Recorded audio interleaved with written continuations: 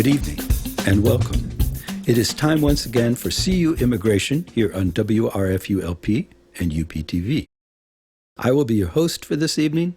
My name is Mr. Garza, and I am here to let you know that WRFU is an open forum for the Urbana-Champaign community. Views expressed are those of the speakers and do not necessarily represent WRFU, the IMC, or Independent Media Center to give you its full name, or, as we like to say on the televised version of this show, UPTV. These views are our own, and by our, in this instance, I mean myself and my guest, Sarah Mellor. Sarah is the Social Services Director at the Immigration Project. Since its inception, the Immigration Project has provided legal services to immigrants, but they have recently begun providing social services as well. With the addition of the American Recovery Plan Act, or ARPA, funding that they have been awarded, they will be able to include mental health services as well and increase their ability to provide translators who specialize in indigenous languages, such as Concobal. In this episode, we discuss a bit about how interpreters do their work in legal and medical settings and talk about how new the inclusion of indigenous language interpreters is for people in this area. Mental health services are discussed as well, and Sarah shares how important those are, especially for people here seeking refugee status. Unfortunately, we had some technical difficulties. We were speaking via Skype, and the internet connection was apparently not very good because there are some freezes and digital distortion, and so some of our conversation was lost in the editing process. I had to just cut bits out because there was nothing happening. But I did my best to include all the parts that were intelligible, so I hope you can overlook some of the choppiness of our discussion. Before we get into the interview, I want to mention that this coming Tuesday, April 12th, the CU Immigration Forum will be holding our regular monthly meeting in person at the University YMCA, which is located on the corner of Wright Street and Chalmers Street in Champaign, Illinois. This is right on campus.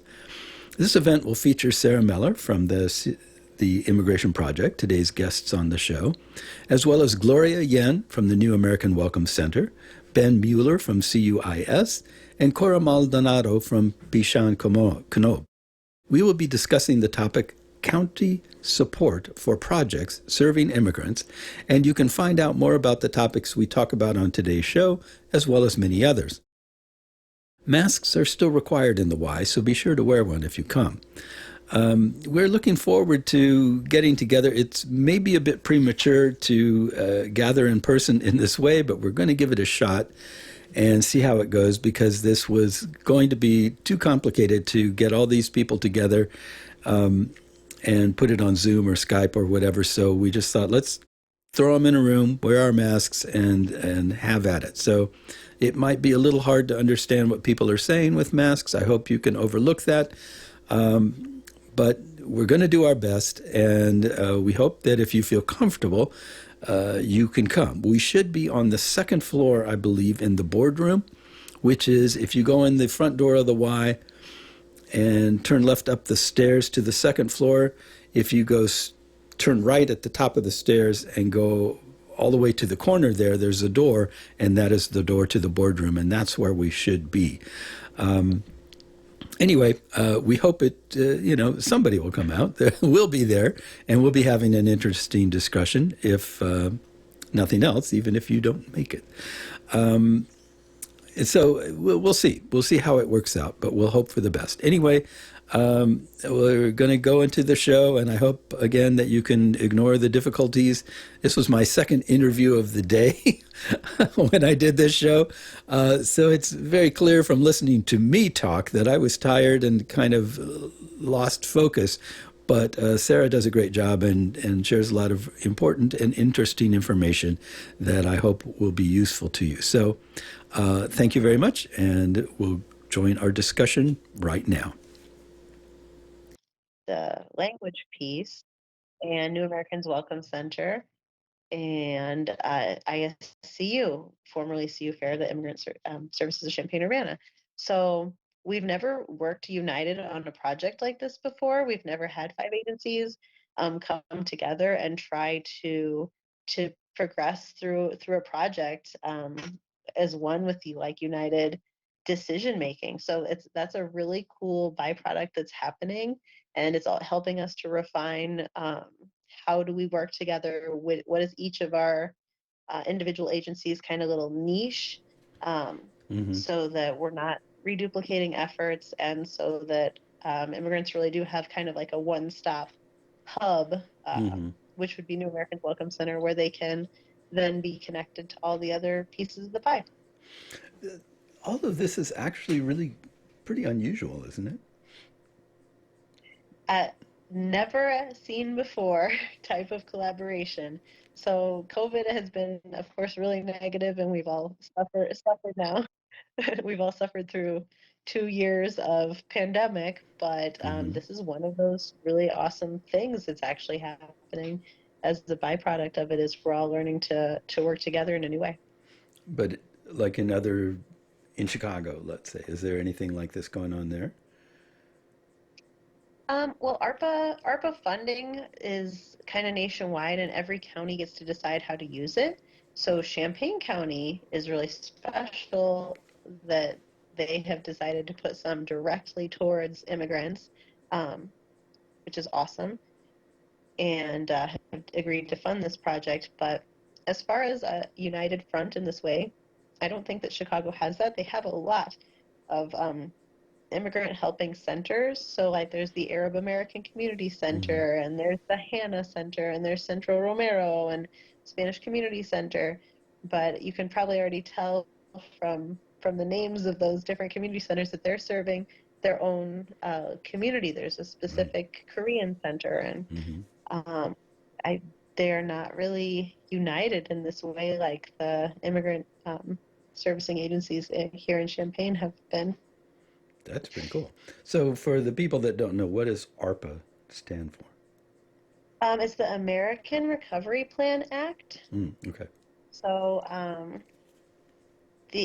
comes from COVID. It's designed to long-term aid in the recovery and stability of communities affected by the pandemic.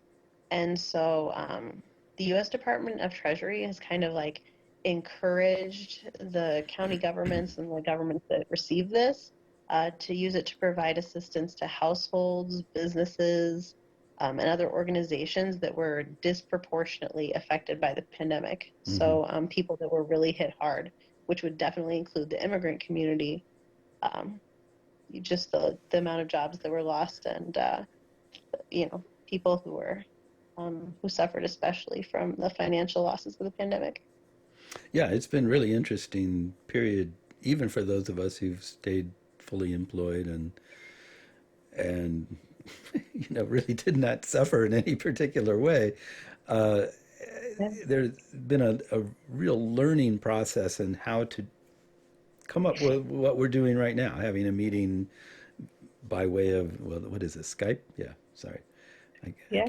It's Zoom is now the new Kleenex, in terms of like it's just the all-purpose term for meeting online. But just figuring out how to do things in a new way that you would ordinarily do in some completely different fashion, and that's been difficult for all of us. Like I said, even those of us who have not suffered in any particular way, but for someone who is just new to a space and just starting to learn how things work and where to go and how to get around, and then to have all this come along, it must have been astoundingly just like being smacked in the face every day. Like, how do Yeah. you get your bearings? Like, what do you do? Have you run into a lot of people who are like really had huge I'm sorry, I'm having trouble talking, people who've had like big problems, like big dislocations, or It's been really hard. Places of business have totally shut down, and mm-hmm, people who, if there is a language barrier there, or they're working on a certain type of visa or not, um, though it's really hard once you have lost a job to try to get another one. So the even for those of us who are fortunate enough to have been able to work on remote and maybe not lost any had any financial setbacks during the pandemic, you can still recognize, I think, the community instability. Hmm. And so the goal of these ARPA funds, they're not emergency rescue funds like some of the other funding we saw, the stimulus checks and stuff that came out in the pandemic, which are to directly help people so you don't starve today. Right. This is more to stabilize the community long term. Hmm. So the grant actually runs through to the end of 2023, and the idea is to build capacity so that services are provided which stabilize the community long term. And so for us as a legal agency, that really means securing and maintaining work authorization for more people. Because when we talk about signs of instability, have you seen the signs that say we're hiring? Mm. Everywhere, everywhere that you go. I went to a restaurant the other day and they said, look, it's going to be like a 45-minute wait. And there's no one in the restaurant, but they don't have cooks, they don't have servers, they don't have, it's not because their seats are full and we're waiting for a seat, it's there's nobody, there aren't employees, right? Yeah. So that's just one sign of instability that anyone, even who's been fortunate enough to not be financially affected, can see that there's something a little going on here a little bit. And Hmm. so yeah, for us, getting people work authorization and or helping them to maintain work authorization if they have it uh, is really key to getting Champaign County back on track. Hmm. So I know that during the how can I put this nicely, the Trump years, uh, Mm-hmm. a lot of things were, rather intentionally messed up in terms of bureaucracy. Bureaucracy. Wow, that's not that hard of a word, but it's not coming out of my mouth properly. In terms of bureaucracy. Uh, and wait times and all those sorts of things. Have you? I mean, this is kind of off the topic of the grant, but have you noticed, since you guys do legal work in particular, have you noticed that sort of thing getting caught up or cleaned up, or is it still a big mess? I would really like to say that I would really like to have seen more than I have seen. Um, DACA, especially, we have so many clients and so many families who are really waiting for the return of DACA, which Deferred Action for Childhood Arrivals. It provided legal work authorization for people who were brought here as young children, graduated high school, kept their nose clean, everything. It Mm-hmm. provided them with a way to go to college and also work and get standard driver's license. It had a lot of benefits. And so that was one of the crushing things about the Trump years was that he essentially canceled the DACA program. But now it's kind of held up by the courts. And I know a lot of people had really been hoping for executive action from the new president to do something about that. Of course, the Afghanis have had some with the Afghan refugees, and now Ukraine. I know there was just an announcement that United States is going to accept 100,000 Ukrainian refugees. So on the refugee front, at least we've seen executive action to help those folks out. But definitely, we were hoping for a little bit more from a new president Mm. that he hasn't quite done yet, and DACA is a big one. Mm. I see. Um, that's unfortunate because there's Maybe soon.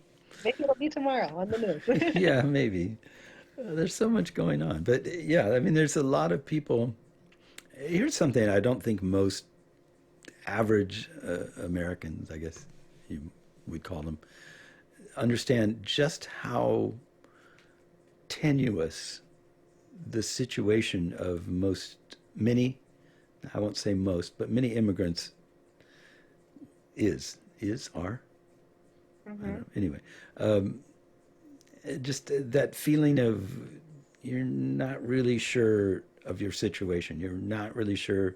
I would liken it to you start hearing rumors at work that your company's going to close down, and you don't know. And the management denies that anything's going on, but everybody's saying, "Yeah, we're in trouble. And you start thinking, well, do I need a new job or not? What am I going to do? And then you find out that maybe your bank is considering foreclosing, that there's some problem with your uh, mortgage that's like maybe you missed a payment and maybe that's a big deal. And like, it's like everything like that is just sitting around. And your doctor says, well, I don't know, that's kind of a strange looking lump you've got there. It could be serious, but we'll do some tests. And so everything is like on hold, waiting for somebody to tell you something good, or at least comforting, or at least reassuring in some way. And that's what their entire life is like, all the time, every Yes. day. And it just keeps dragging on and on and on. And so the work that you guys do is really important, I think, because even if you can't give them answers, you can at least give them somebody who will try to answer the question.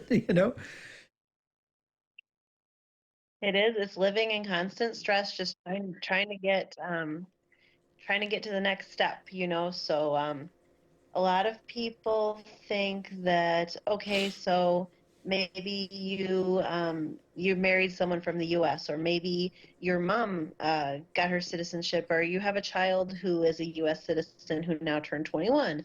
So magically now you get to be a citizen too. Mm-hmm. But unfortunately, that's not how it works. There's still a lot of legal processes you go through, and just because you've married a U.S. citizen or permanent resident, you still may not be eligible to get any immigration status.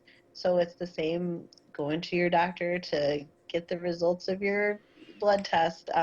If is it going to work for me? Is this gonna work out, or is my whole life going to come crashing down at any moment? Mm-hmm. And so even after you have a valid application in process, that provides you no protection from deportation. And then even if you get your green card and become a legal permanent resident, you still can be deported if you commit any kind of crime. So you could have been here as a legal permanent resident for 45 years, and your whole family is here, and everything, and you commit a crime, and then you serve your prison time and or whatever, and then they deport you Mm-hmm. regardless of you had full legal status. So really, the only protection from that is citizenship, which is of course one of the many legal services we offer. But it's step number, how many steps does someone have to go through to get to that point? And it's many, many, many. And so we deal with the whole spectrum of people who have just got arrived here, to who have some legal remedy, or who have that remedy in process, or who even have green cards. We see the whole spectrum, and it's actually really cool to watch people go through that process. And I think your stress does decrease as you go through it. Um, but still, it's living with this low level stress every day, which is what's going to happen to me? Who can I trust? You know. Which brings us around to the mental health services that you're talking about, because they're really important. That's aside from the whole trauma thing we were talking about earlier, and needing to prove that you have suffered through some terrible thing, as if suffering through it wasn't bad enough. Now you have to prove it to somebody, and like, oh, were you really traumatized, or you were kind of okay with it, weren't you? You didn't really bother you that much, but on top of all that, and then with the pandemic and whatnot, there's got to be a need for mental health services just in the general, like, doc, I'm freaking out like all the time. I have anxiety attacks every day. What can I do? Because my life is on hold. Like, it's on Yeah, permanent hold. I'm exactly. listening to that music over and over again. It's going to drive me crazy, but if I don't listen to it, then I'm going to miss the person coming back on the line to tell me that I have to call back next week because there's nobody here. Uh, is there must be somebody that can help with that, right? That's around here. Yeah, there are a lot of reasonable mental health resources available in Champaign County already. They're just like Francis Nelson, for example, is a great free resource that we encourage people to use a lot. Hmm. Uh, so we ideally we would like to get somebody from one of those type of providers to just have a little bit of additional training to deal with some of the specific instances of trauma that immigrants suffer. Uh, we also, I think I mentioned human trafficking and then also the asylum seekers, but we also do U visas, which U visas are available to people who've suffered violent crimes or attempted crimes against them here in while they're been in the United States. So it's a whole nother category of people who have legitimate, valid Mm-hmm. fears. A lot of times, they have things that they definitely need help with. Something that we've provided before outside of the ARPA project, and there's been some discussion inside the project, is do we want to provide this kind of using immigration projects model? Is we've had conversation circles, which is kind of like small group therapy, Mm. where people talk about like a shared concern. So in some other countries, uh, like fatherhood or like different parental roles are different than Mm-hmm. here in the United States. So the parent might not be accustomed to the expectations that maybe the school is putting on them as a parent Mm. or that society in general. And so coming to terms with, am I doing something wrong or is the society doing something wrong? Or in actuality, the real answer is neither. If anyone, no one is doing anything wrong, but how do we come to terms with our new reality as parents or gender roles or other things that are just difficult for people to deal with here. Lack of support systems because their family is all back home, and so we have previously had great success with kind of small group support, Mm-hmm. small support groups like that, which are facilitated by a therapist or a licensed clinician. So there's been some discussion inside of the mental health ARPA team about is that something we want to do or we want to train a therapist to do as part of this project. That seems like it would be really useful. I mean, just having somebody to talk to is really helpful, and then having somebody that might also have undergone a similar experience or have a similar situation, so that you get at least a sense that, oh, this, you're going to understand me. You will understand what I'm saying right now because you've been there. I would think that that alone, even aside from professional guidance or anything like that, would be really helpful for a lot of people. Is that something? Do you have like a facility that people can come to do this stuff, or how that's just you arrange that at just some other place like donated space?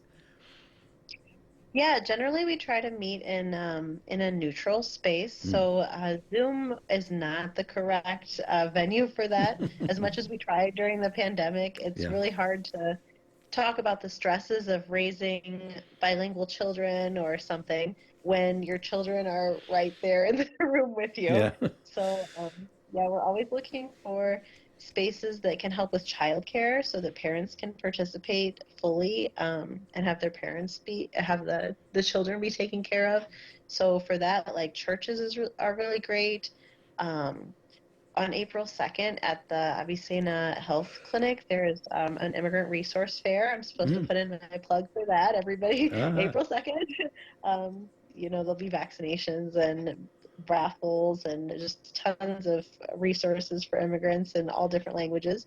Um, so that's a really good space. Although it doesn't have like a childcare room at this point, but maybe someday that could be in Mm-hmm. the future. But yeah, That would be churches and useful. community centers and neutral spaces like Mm. that are the best for the support groups usually. So how do people find you if they need your services? Is it just word of mouth, or are they referred by Yeah, somebody, or what? the other organizations in the Immigrant Collaborative often refer people to us for legal services. Also, yeah, churches and really in the immigrant community, it is a lot of word of mouth. We have a Facebook presence, especially with the younger generation. We'll um, see a lot of views on our Facebook Lives. We recently did one about financial aid that's available for Mm-hmm. undocumented students to go to college. No. Okay. Uh, so yeah, we had a lot of views on that. So the younger generation can find us on Facebook, but we have a physical office. It's at 409 Devonshire Drive, and people just walk in because mom, dad, sister, brother told them about us. We have some good connections in the school system, school districts Mm-hmm. that'll send people our way. So spread the word. Thank you to all the media outlets. Thank Yeah, you, Tom, for spreading it to us. that's what we're trying to do. Um, is there anything we haven't talked about that you would like to get across that I haven't been smart enough to bring up myself? Um, just that, like the support groups I was talking about, we offer a lot of educational presentations, and I think sometimes that is something that in our busy lives we put to the side as, oh, I really someday would like to learn about ITIN numbers or Mm-hmm. different resources or programs for immigrants, or learn about the immigration system and options that people might have. But it gets pushed to the side, and so when we have direct financial assistance, we've really seen a lot of interest in our programs where we've Mm-hmm. been, giving away money. However, the educational piece and the presentations and the support groups are really worth people's time. So I'd encourage anyone who can to come visit us for those. So Follow us you on Facebook. you have them at your office, or this is something that you can show up at somebody's event and provide? Yeah, we would love to we'll come to you if you have a space and folks that need it. I'm going to be next Thursday. A small group asked me to present at Alpha Omega Counseling, Mm-hmm. so I will be there, which is a Spanish-speaking counseling group. But yeah, at our office, we also have lots of presentations, immigration, informational sessions, which is 409 Devonshire Drive in Champaign. Mm-hmm. Okay. Well, I'll make it a point to get that that address and that phone number and such out there. And I know that we, the Immigration Forum, have utilized you guys in the past for things, and we've had events with you, and it's been really great. The last couple of years have just been weird in every possible way in terms of trying to reach out and connect with people and do things. I mean, I haven't been anywhere and done anything for years now, it seems like. We're all living in our little caves. But Yeah. yeah, thank you so much for past and present, everything you've done to help us. Well, thank you. I won't keep you any longer. This ran over a bit from the amount of time you were going to give us, but I really appreciate you coming here and being my guest and sharing this information with me and all of that sort of thing. I hope we will cross paths again at some point. I hope so. Thank you so much, Tom. Thank you. We'll talk to you later. You too. Have a good night. You too. Bye Bye. bye.